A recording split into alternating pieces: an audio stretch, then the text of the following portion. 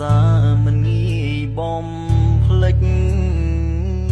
រាល់អនុសាខ្ញុំនៅចងចាំវាជានិច្ចមិនអាចបំភ្លេចក្រុមវេលាកន្លងវិធីឡៃកន្លែងដែលយើងជួបជុំគ្នាហើយបង្កើតរាល់អនុស្សាវរីយ៍ពេលវេលាដ៏សែនមានន័យ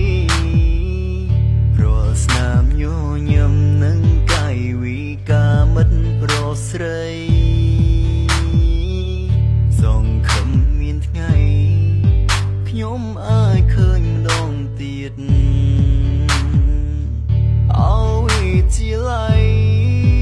ទីដែលផ្ដល់ចំណេះហើយកន្លែងនេះក៏ផ្ដល់មិនភាំងល្អយើងរាប់អានគ្នាដោយទឹកចិត្តស្មោះសរអនុស្សាវរីយ៍ល្អ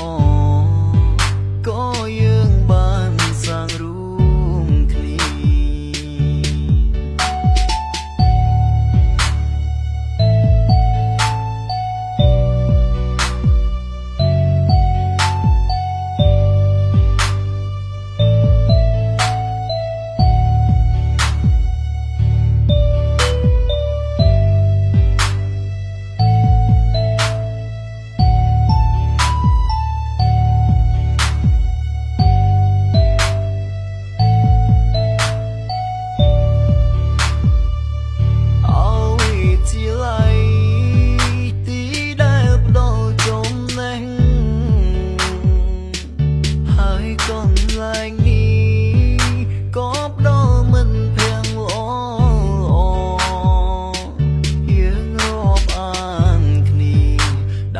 ទឹកចិត្តស្មោះសរ